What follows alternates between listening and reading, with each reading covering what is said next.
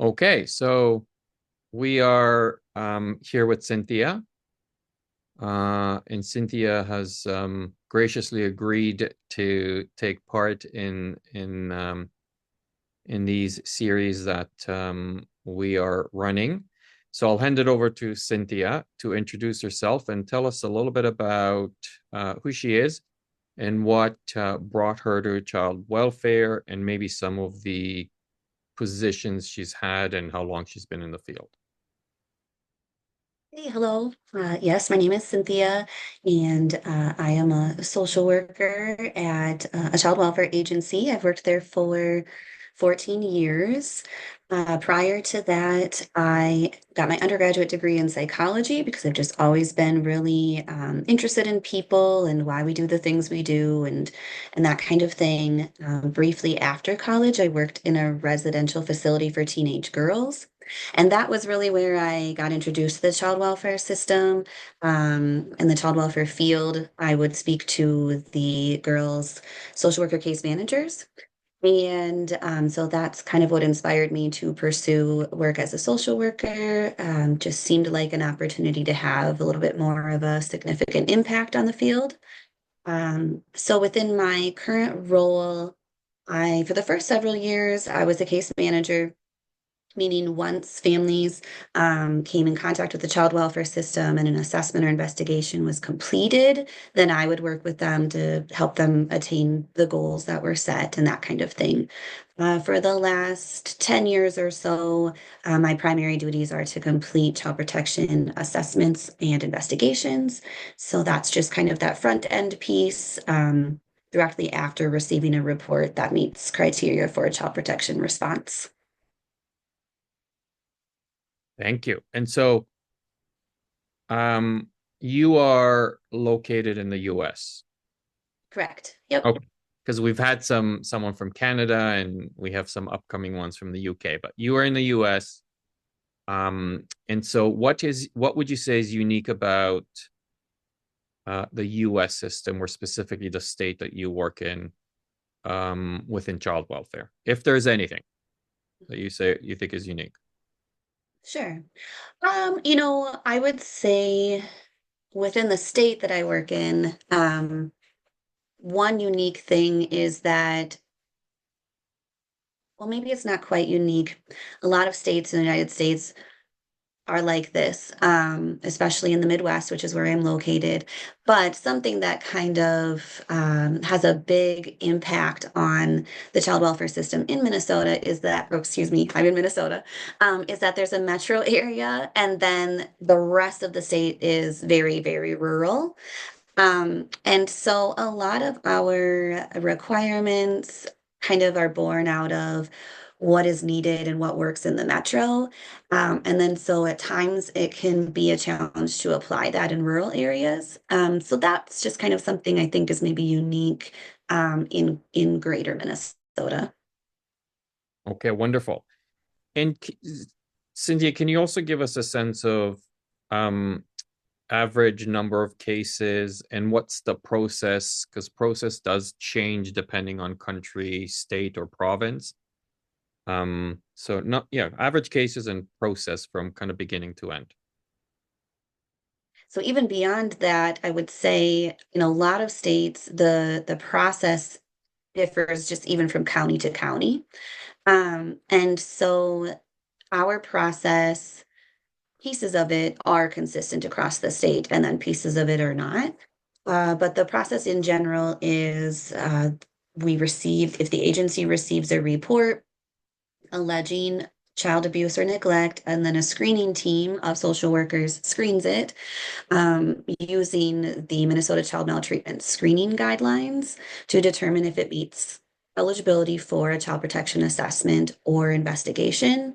A family assessment is for reports that meet criteria, but do not meet the level of family investigation. Family investigation is specifically sexual abuse and egregious harm. So then from that point, it gets assigned to an assessment worker. And then the assessment worker makes contact with the family. There are set requirements for how soon you need to make contact, which are determinant on what the allegation is. Then we complete that assessment or investigation, preferably within 45 days. And then if it's determined that the family needs ongoing supports, then it's assigned to a case manager. And if not, then it's closed out and there's not continuing ongoing contact. Okay, thank you. And in your experience, you've done this for 14 years. What is most recently, maybe in the last year, or maybe it's even longer than that, you'd say are the average or the majority types of cases that kind of come across your organization? What are you seeing most of? Excuse me. Sorry about that. So at our agency, we receive a lot of reports of neglect. So, and that can include anything from lack of supervision to access or exposure to controlled substances. Methamphetamine is one of the more common um, issues that we come across.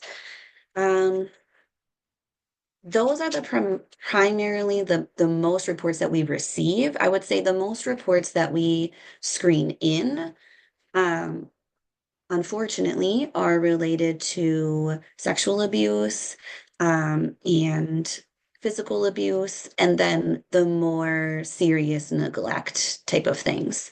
That's kind of one thing that maybe a lot of the public don't necessarily uh, understand or have an accurate conception of is that we don't make contact with every single family that a report is made about.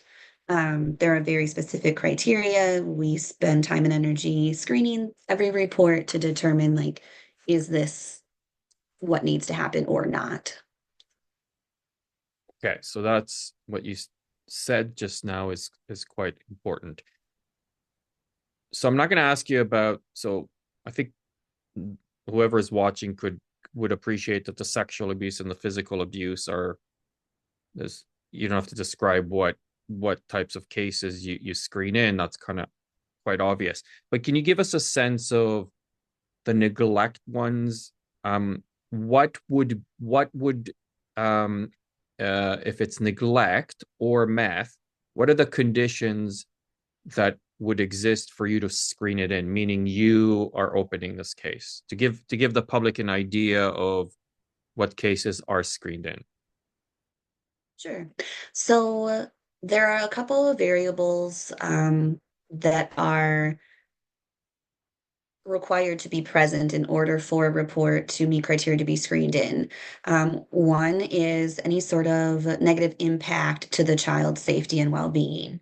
So there needs to be information or description of how the parent's behavior is negatively impacting the child's safety and well-being. And then secondly, we do consider the vulnerabilities of specific populations of children. So the younger they are, do they have specific disabilities that increase their vulnerability? Sometimes, often that is also taken into consideration. Okay, great. And can you give examples of impact on safety and well-being that are the ones that would get screened in? Sure. So like if we're considering concerns about methamphetamine, if there is a report that a child um, had access to methamphetamine or paraphernalia in a parent's home and ingested it or was harmed in some way, that would be an example of a negative impact to their safety and well-being. So if they were taken to the hospital or they became ill, that kind of thing. Okay, so yeah, to give a sense of when you talk about impact, give some examples of um the quite serious situations and impact. Anything else you think is important for the public to know about the types of cases um that you work with, um anything that I've not asked you about that particular issue that you think is important for others to know about? I don't think so. It's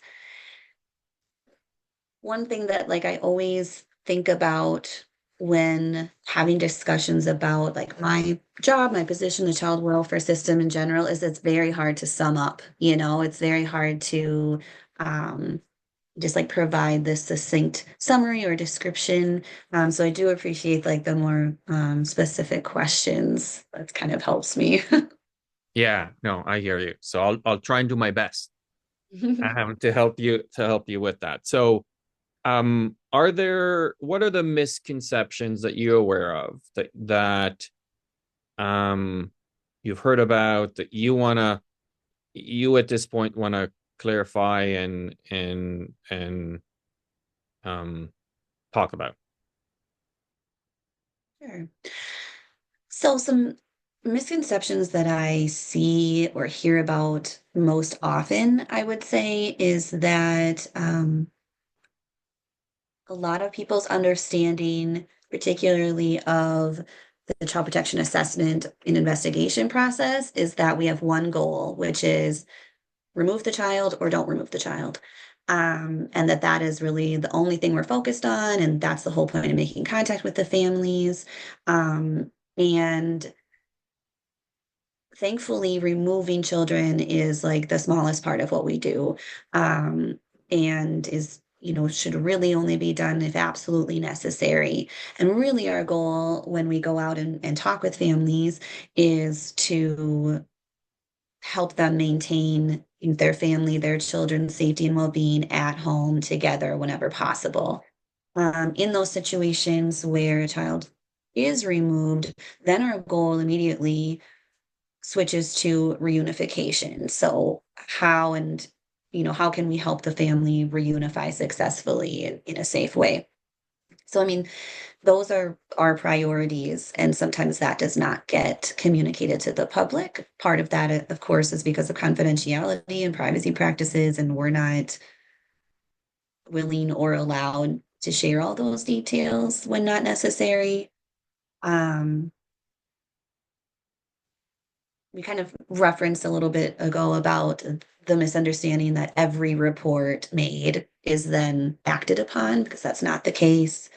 Um, I would say often families, parents and relatives and their support people also have a tendency to believe that because we're making contact with a parent that we believe the report is 100% accurate, and that's also not the case.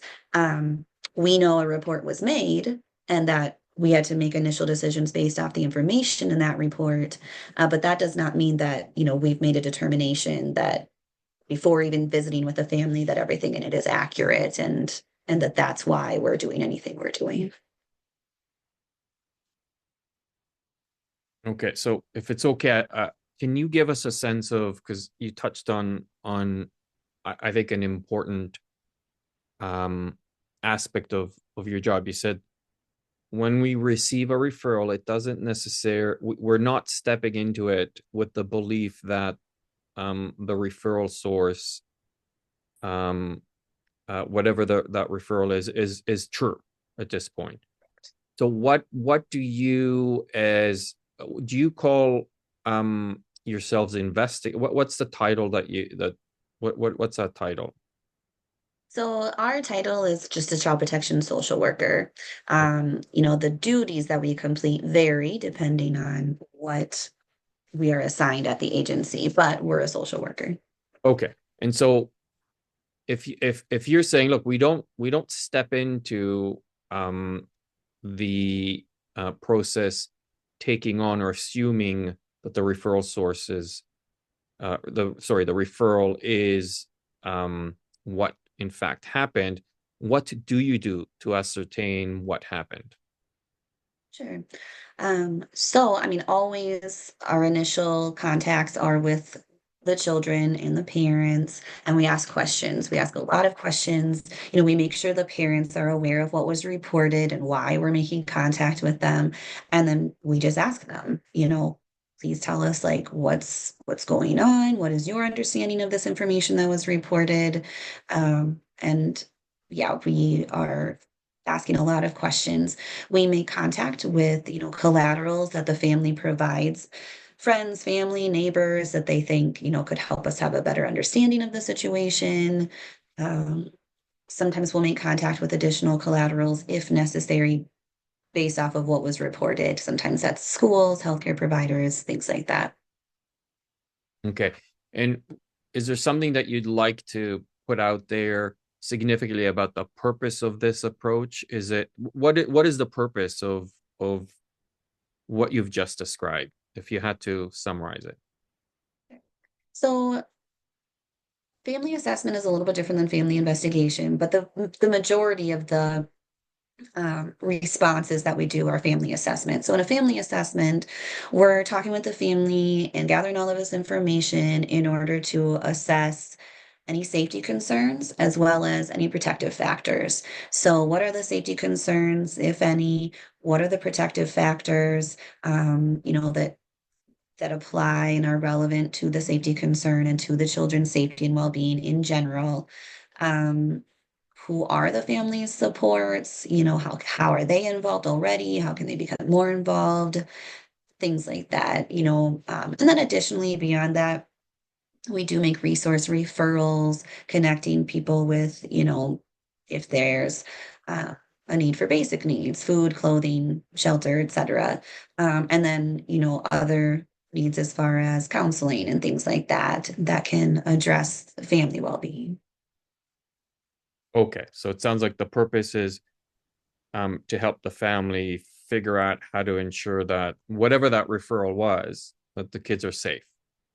Right. Yep, that's always the priority. And lots of times families are already doing a lot of things that provide safety. And so, we try to amplify that as well. If there are things that are already happening that we can help them apply to the safety concerns, that's great. Okay.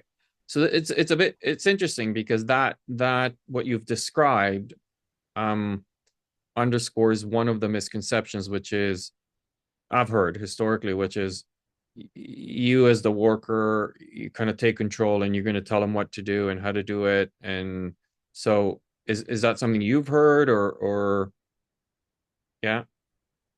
Yeah, definitely. Um, yes, I do hear that. And you hear that from families, also from the public, that kind of thing. Thankfully, that's not how it goes. I wouldn't want to be tasked with telling them, do all of these things and then everything will be great. Um, it's much more collaborative than that, whenever possible. Sometimes it does take some rapport building with families to get to a point where you can collaborate in an effective way.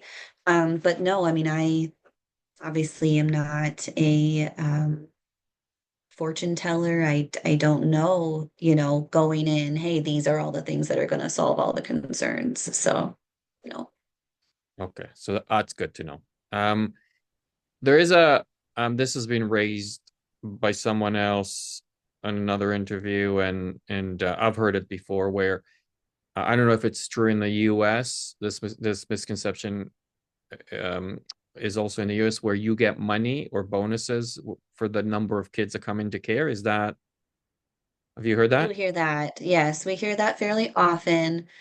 And I've never really known if the people who say that are are truly really believing it or if it's just born out of fear or just a natural defense um when they come into contact with us.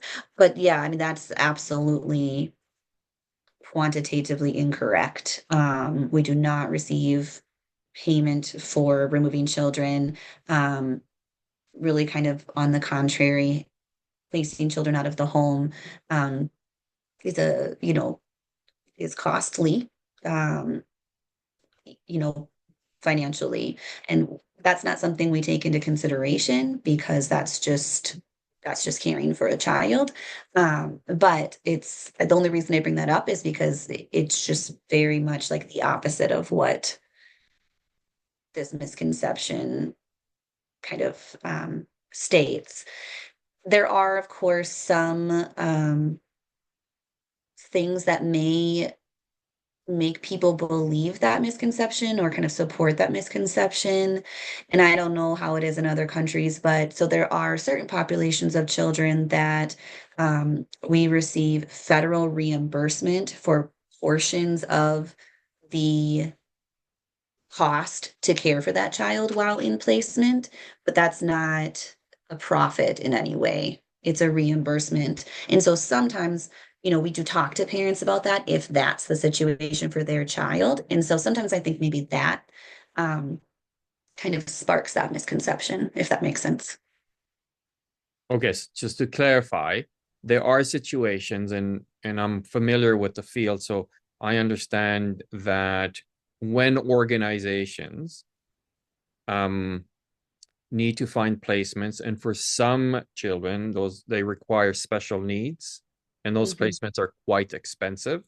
Daily Hmm. rates are super expensive. You're saying government reimburses the organization for the money spent on the daily rate. That is what you're Correct. talking about. Okay. Mhm. So it's not that you're getting, in addition to that, there is a lump sum that you get for each child above and beyond. Got it. Right. No. Okay. Okay. And I think this is also important for the public to maybe hear about when you say when in situations where kids do need to come into care, and those are the serious situations that you've talked about, where do they go? Sure. So, our priority is always to place them with relatives when possible. And so that process is called relative foster care. And so a relative can mean kin as well, which in Minnesota means like a close family friend or someone the child has resided with previously, but is not necessarily related to by blood or adoption. Sometimes it's like the parent of a half sibling or a step sibling or something like that. So that is always, the first route, if at all possible. If not, so I guess just to kind of further explain that route is that relative does still need to be licensed as a foster parent, but it doesn't have to happen prior to the child being placed with them. So there are a few steps that we take. We meet with them, of course. We, see their home where they would be caring for the child. We talk with the parents about it. If applicable, we talk with the child about it. And then they can start that foster care licensing process once the child is with them. If that is not an option for whatever reason, then the next option is foster parents who are already licensed, and that would be called non-relative foster care. And so, when making those decisions, we consider location. Is it within the child's school district? Is it close enough to any, other services? Is it close enough to easily be able to provide visitation with the parents? Cultural considerations when applicable, and those kinds of things. The times when those things are not available or not an option is if the child does have some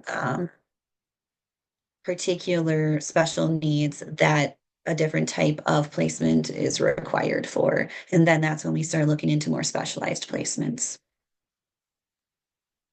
Okay. And what are group homes for those who don't know what those are? Because I'm sure the public has heard about kids going into group Mm. homes. What is that? So in Minnesota, we don't use group homes as a placement when there are safety concerns for the child due to caregiver behavior. Group homes are short-term, temporary placements for usually teenagers who are struggling with behaviors and are therefore, maybe running away or aggressive or have had some struggles with the law and those kinds of things. They go to group homes to help stabilize them, help them access services, that may help them be more stabilized and in a safe setting. if they're not able to remain at home. Those placements are usually agreed upon between the agency and the parents. So those are really quite different than something that, the specifically would come of a child protection assessment, if that makes sense. So tell us a little bit more. I I know I know what you're talking about in the context of in Canada where I work. But for you, you said when parents are struggling, so how does that work? How does it move from a parent? I'm assuming you're saying a parent is calling you and saying I'm struggling to the youth, because these are not young kids, I assume, but the Right. youth No, ends up in a group home. yeah, it's primarily teenagers. So our agency, in Minnesota, agencies have a requirement to provide what's called least restrictive services first. And so, like, if a family is struggling, if a teenager is struggling, we always try other services first whenever possible. That could look like family therapy, in-home therapy, community services like Big Buddies, different types of things like that. When those services are not able to alleviate the issues, then we start to consider group homes or similar facilities. And so that can look like something called a voluntary placement agreement, which is not involved with the court until after a certain amount of time. So, like, a parent can sign a voluntary placement agreement, the child could go to the group home. It gets a little tricky. In Minnesota, there is a process that I'm not overly familiar with because this is just not really my part of my duties usually. But we have to make referrals sometimes specific upon cases and placements for a qualified individual, which is a neutral party who does not work for the agency, who comes in, meets with everybody, talks with everyone, and gives a recommendation about whether placement seems in the child's best interest or not. And so that's kind of an additional process that Minnesota uses to try to ensure that children are not placed unnecessarily. Okay, importantly, you're saying though this is an agreement between parents and your organization. Okay, Mhm. so thanks for that. And what about situations? So I heard you say that ultimately your goal is to work with families to ensure kids return home if they happen to come into care. So we're specifically focusing on situations where kids are in care. Um, Before I ask you actually that question, I want to clarify.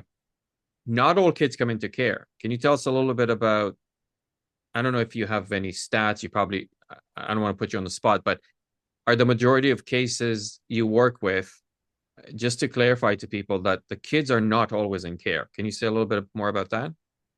Correct. The vast majority of cases, the vast majority of children that we come into contact with do not ever go into foster care. Um, so a path I guess I didn't bring up earlier when I was talking about relative foster care, non-relative foster care, et cetera. Prior to that level, there's also something called a family arrangement. So a family arrangement is informal. It's made between the parent and a relative or family friend, what we call kin. Where if the parent is not able to keep the child safe in that moment or for the near future, they'll make an arrangement with a safe adult who is able to provide that care temporarily. So the vast majority of cases we have, the child is either maintained in the home, never leaves the home, never taken out of the home, or family arrangement. So maybe they'll live with the grandparent for a while until, a more detailed plan can be made to keep them safe at home with their parent. Okay, so that's important and I forgot to ask you that, but that's important that the majority of the cases that come across your desk that you work with families to help them establish safety plans with their networks, kids are with their parents. They're not in care. Correct. Okay. Right. Now, um, so now focusing on the kids that do have to come into care because the situations are severe, and what happens if the the process or the work with families is not successful? What happens to those kids? Sure. So in Minnesota, we're required to do concurrent planning, which means plan A, goal A is always reunify with, work towards reunification, safe reunification with the parent. And then we have to have a second plan. So, sometimes that plan changes throughout the course of a case. But either way, there has to be a second plan because if a child is not able to reunify with their parent, permanency, what we call permanency, is very important for that child. So, what will that look like for that child? What are we working on as Plan B? Sometimes that will be with a grandparent or with another relative or adoption by the foster parent or adoption by someone outside that we are not, that isn't part of the current case, those kinds of things. But the goal, the priority usually is for a relative adoption or a relative permanency option. And, that is just because research has shown that it is less traumatic for children to be in the care of relatives or someone that they already know or that is a part of their life or their family in some way. That also opens up the door for if it's safe and in their best interest to have continued contact with that parent ongoing. Um, Again, it's on a very case by case basis, of course. Yeah, so that's that process. Okay. Again, those are not common. You're saying those are the rare cases. Right. Okay. Correct. Okay. So you've given us great details about what you do and processes. So I'm gonna, if it's okay, shift a little bit now and ask you more about what's it like for you. So what what would you say? You've done this job for 14 years. It's a long time. 14 years is a long time. I think what the public may not realize is um 6 months to a year, you're already considered a veteran in child welfare because you do so much and so 14 years is a long time and you've seen a lot, I'm sure, and you've dealt with a lot. So there's a lot of experience you under your belt. What would you say in your past 14 years? Um, what are the biggest challenges that you would say you encounter kind of day in and day out that make it much harder for you to be at your best? Yeah, I would say for sure, like one of the biggest challenges for me, and I know my coworkers experience this as well. Um, I can't speak for them, but it's something that has always been difficult for me is navigating all of the systems that kind of intersect with our work.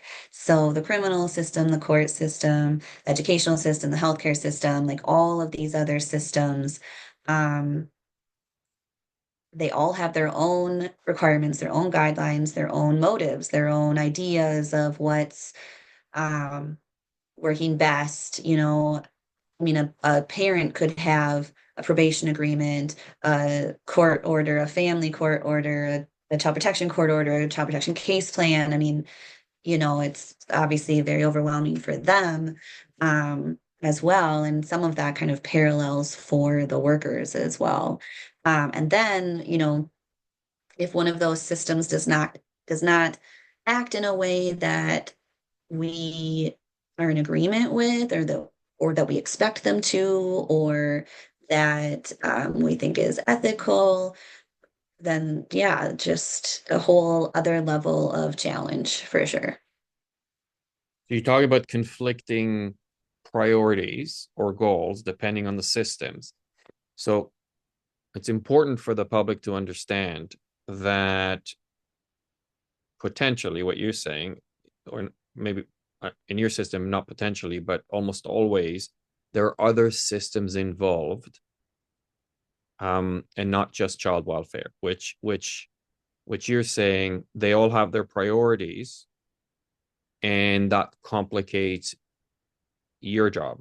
So Absolutely. tell us a little bit more how it complicates your job, because I'm assuming the public who doesn't know, they're just seeing you, maybe cases drifting or things take long, and they're thinking it's you. You're not doing your job. Or so tell us a little bit more about how the conflicting priorities make your job harder. So, for example, sometimes if a parent assaults the other parent or physically abuses a child, sometimes the criminal system, if it becomes involved, will place a no contact order between the two parents or between one parent and the child. Sometimes there will be numerous children, but that no contact order is only between the parent and the one child that was physically abused. And we have no control over how long that no contact order is in place, what the specifics of that no contact order are. We can make recommendations sometimes, but that's not always considered. It's not always followed through on. So then, of course, that's going to delay a lot of the child welfare system's ability to make progress with that family or to help that family. Because if a parent and child can't have any contact, um, obviously a lot of the goals can't even be worked on until those no contact orders are resolved.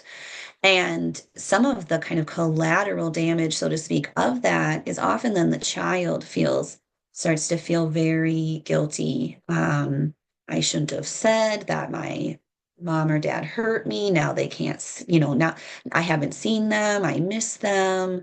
And so there's that impact on the child, which of course the criminal justice system is not meaning, I don't think, in that scenario to have a negative impact on the child. This is the way that they are protecting the child. So that would just be like one example. And then I guess kind of a more generalized example as well is like if there are specific services that us and the family agree would be helpful, but then like the family's health insurance doesn't cover that service, or that service provider comes in, but then has like different ideas of what they think would be helpful. Um, and then there's kind of some contradicting, I guess, priorities there as well. Okay, so it's always important to understand your context, because you mentioned health insurance, whereas in Canada or other countries Mhm. that's not an issue, but important to understand that the context that Yes. you work in, yeah, it's It's a got huge issue here. right. Huge. Yeah. Okay. And and so on the heels of that question, what would you say is the hardest part of doing your job? More on a personal level, what would you say after 14 years, what is the hardest part of all of this for you? Well, to be honest, the hardest part for me personally, is myself, is you know, when you do the investigations or the assessments and you're interviewing children and you're interviewing parents, they share some really sad things and they can become very emotional and you take that all in. And that, of course, is hard in and of itself. But what's even harder for me personally is when then these other systems don't prioritize what I think they should prioritize, and there doesn't end up being the outcome that I think that family deserves. They deserve a certain outcome. They deserve reunification, or they deserve, um, for people to be held accountable, so to speak, people outside of the family, or even sometimes, you know, a parent, something happens to a child and a parent just, for whatever reason, can't or won't make those changes and the child isn't able to reunify. And then you feel like, oh, I just took on and endured all this like sadness for nothing. It feels like, for in the end, it didn't work out.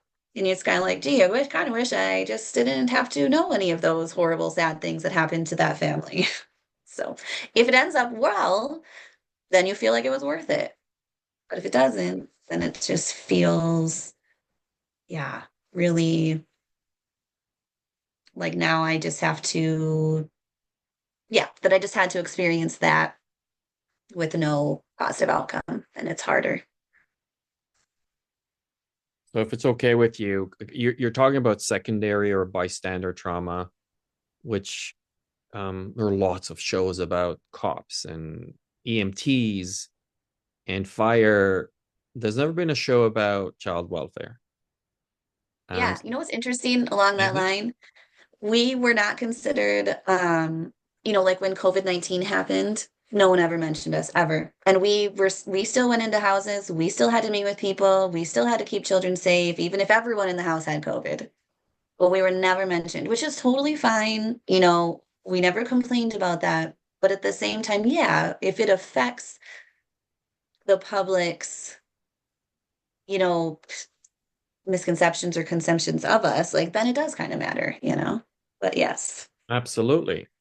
And so the secondary bystander trauma that you talked about, can you give the public a little bit more insight into what you see? You talked a little bit, but what is it that you see and hear that they might not understand or know without getting too graphic? But Yeah. what is it that you see and hear day in and day out? Well, so when interviewing children, some of the hardest things for me personally are when they say they don't think their parent loves them. My parents said they were going to stop hitting me with the belt, but they haven't. I don't think they love me. I don't think they like me. They won't stop hitting me. Um, and you can just see, how sad that makes them because, their parent is everything to them. And it's a big, how they perceive their parent is feeling about them is a big piece of their own self-image. Also, I complete forensic interviews, which are primarily used when there are allegations of sexual abuse. And so listening to small children explain what has happened to them is difficult. And then they too often take on the responsibility. Well, I should have told someone sooner, or I told my grandma, but she didn't believe me, so then I never told anybody else. And to just hear the ways that they have been failed by adults who were supposed to keep them safe. Um, and then you move on in talking to the parents and you hear about traumas that have happened to them, and all of the circumstances that impact the situation. And it is difficult. Often there's not just like, oh, there's this horrible person that I can blame all of this on. I mean, it doesn't really work that way. So, yeah, those are for me some of the hardest things. Okay. And I don't want to impose or put words in your mouth, because this is your story. Um, in terms of I recall situations, and because I think it's important that the public understands secondary trauma and what child protection workers are exposed. So you see things like you walk into homes that are, if you can you describe some of the homes you walk into that's devastating, or particular situations where you have to go see kids in hospitals. If and again, these are some of experiences that I've had, but I don't want, this is not about me. I want to, and I don't want to put words in your mouth, but if you can give a bit more detail about even parents dying or kids dying and things like that that you come across or you're exposed to. Sure. In terms of homes, yeah, I mean, there have been some homes that are really hard to see, and you really feel for the children and the families that are living there. There have been situations where the child's bed or crib is full of dirty diapers or moldy diapers. We definitely have situations where there's no running water, there's no electricity, and it has lasted long enough that it's had a big impact on the sanitation in the home. Um, we've had situations where parents have been murdered by their partner in front of their children, and sorry, I just had like a sort of recent one of that, and that was probably won't talk about that one at the moment. We've had situations of shaken baby syndrome where the child either passed away or is, experiencing significant disabilities for the rest of their lives. So, yeah, there's some really sad things for sure. Yeah, and I'm not going to ask you anymore because this is I you know the this can get I don't want to bring you to a place where you're No um worries. but it's important that the public understands what you walk into every single day and that secondary trauma, and you have to go home then and deal with it. What about personal safety? Have you ever come situations where that, how do you deal with that? I really consider myself like so fortunate that, of course, there have been plenty of situations where people get upset with me, and I've been asked to leave lots and lots of times. But for the most part, you know, um, it's like I said, I feel so fortunate that for the most part, people are not physically aggressive towards me or making those types of threats towards me, or anything like that. I mean, of course, they always try to be respectful of, everybody that I come into contact with. And my hope is that some of that gets through and, they're able to reflect some of that back. I mean, lots of times, even if there is a big conflict and a parent or family member gets very upset with me, I mean, literally most of the time they'll apologize later, which is like so sweet and not necessary. I don't expect an apology. Of course, it's like such an upsetting situation for parents. So, and I don't know, sometimes I think I should be more worried than I am. I know there are other workers who, are maybe are so. But yeah, I don't know. That's really all I can say on that is I've just been very fortunate. Okay, that's good to hear. Yeah, I do know if that question comes up about, aren't you afraid? Doesn't this scare you? Don't people Well, get it's kind of angry? another, yeah, it's like another challenge because we can request a police officer to come with us.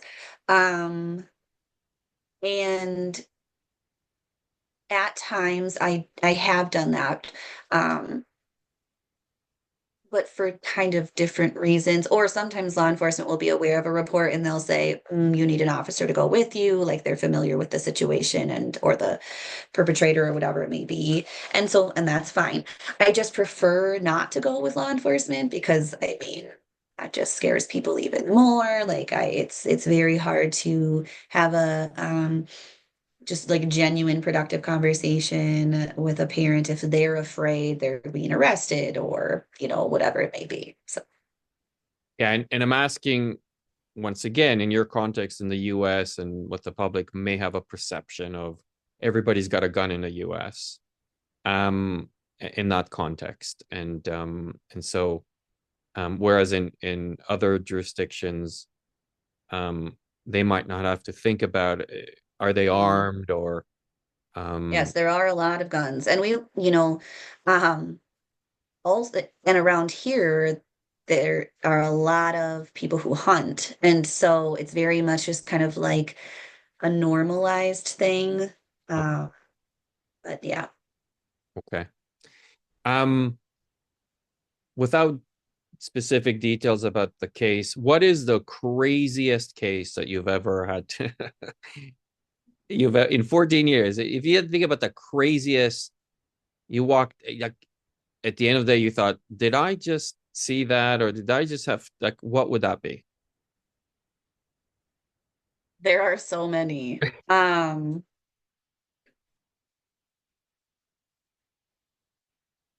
I think, to keep it generalized, some of the ones that are like just very chaotic are where there's a lot of people. There's multiple generations of a family living in a home. I'm trying to figure out like who everybody is, like how they're connected. We've had situations where people are very much under the influence, like while when we come into contact with them. We have situations where people are naked when we come into contact with them. So just like a lot of things to kind of manage before you can even have like the conversation you're there to have. Um, so I would say those are the ones. And then, I mean, we have had some where the homes themselves are just unbelievable. Dead animals in the home, things like that. So, yeah. And funniest moment you've ever had. So not funny, but child abuse is not funny, but situations that you've walked into and after the fact you're like, man, that was just funny. You got to laugh about anything that comes to mind. Um, Definitely, like I think of one family that I worked with that the kids were just characters. And I mean, I would go there and like one would be like jumping on my back and I'd be like trying to get a UA from a parent and like one would just like fly in the bathroom. And so those are always kind of funny. And you just laugh. I mean, it's just part of it. I mean, it's a weird situation, like why are you in the bathroom with my mom? Like, so yeah. And for you, memorable stories where um you felt you had an impact on a child. Can you tell us a little bit about that? So Or for or a me, family, or a family. yeah. And in terms of specifically children, like sometimes depending on the circumstances and the age of the child, I'll do like a words and pictures safety plan where you're just paring down the safety plan and you're doing it with the child so that there are pictures to represent the safety rules and things like that because their reading abilities aren't there yet. And so I'm thinking of like a couple of times when I made a safety plan with a child and they helped me draw the pictures and things like that. And then we closed the assessment. But like unfortunately a year later I made contact with them again, new report, and the child will like reference the safety plan or they'll go and get it or they'll like remember it. And so that's always, I don't know, I just always love when that happens. It just feels like you're really empowering the child. Um, and then as far as like just a recent situation with a family, um, it was one where unfortunately the children did have to be removed, but they were recently reunified. Like the case is still open, but the children are back home full time with the parent. And I hadn't seen the family for several months, but I'm currently covering the case for a case manager who's on leave. And I went there and like it was just night and day difference, like how proud the mom seemed and showing me like things she had done with the home and how positively she was engaging with all the kids and how all the kids were like out and talking with me and spending time together instead of just in their rooms. And like I was able to say, oh my gosh, like I'm so impressed. I can't, like I'm seeing all of these things and like we're able to just have a positive conversation. So that was awesome. Okay. So in 14 years, you've talked about the hardships, the challenges, you've talked about some of the successes. What would you, if there's someone listening who's interested in joining this field, what would you say is most rewarding about you're still in it after 14 years. What is most rewarding for you about your job?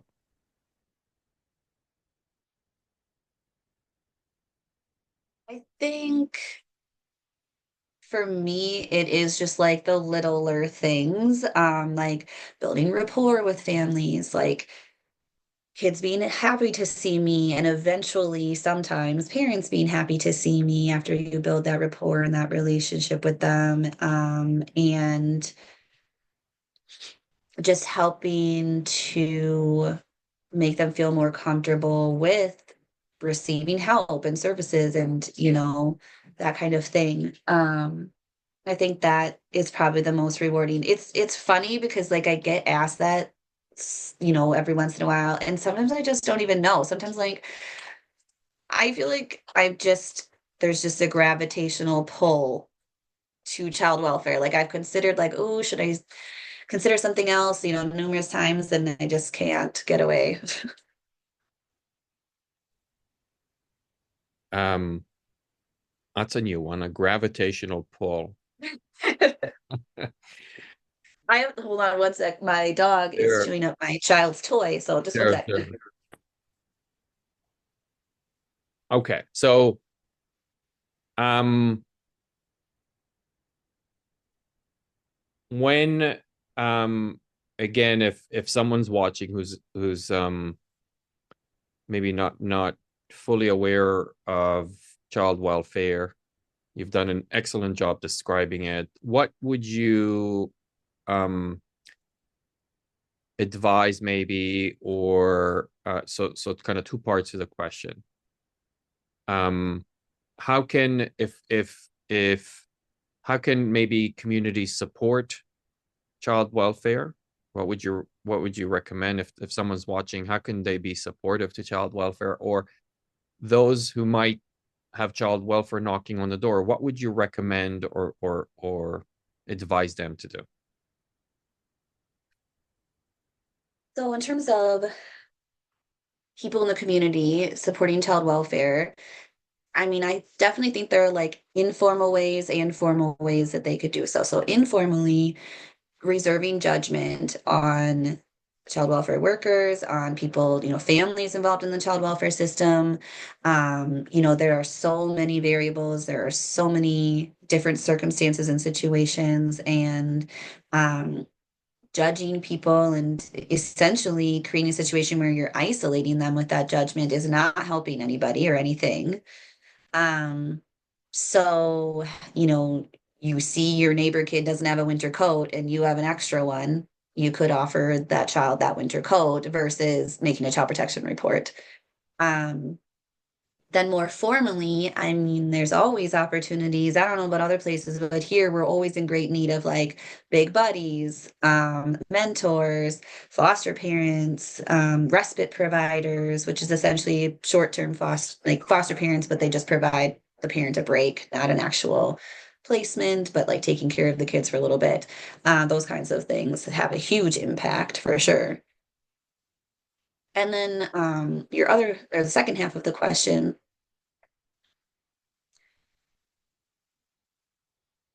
I think about this too, as far as like if a child protection worker came and knocked on my door and said a report has been made. Um, I guess I would just encourage like ask ask your own questions, like, oh, what is this? What is this process? Like, make sure you understand the process because I think when there's unknowns, people get really freaked out, understandably. So it's okay to ask. Like, if we haven't explained something or we haven't explained it well enough, make sure you ask. It'll help you understand the process. Um, and then as soon as you feel comfortable, try to think of it as a collaboration. It's hard to say that because I wholeheartedly believe it, but I can totally see why parents would be like, this is scary. No, I don't want to do that. So, Okay. Any wise words for aspiring child protection workers? so one thing that I have like come to notice over the years is there are some people who enter the field and really want to understand everything and know what they're supposed to do and know all of the things that they need to do before even like making contact with the family. And unfortunately, it just does not work that way. You can know a lot of things, but every family is unique, every situation is unique, and you are going to build your skills by doing things and by talking with families. That's how you're going to learn your job and gain those skills, not from like the social work handbook and things like that. So that's kind of the primary one I would say. Okay.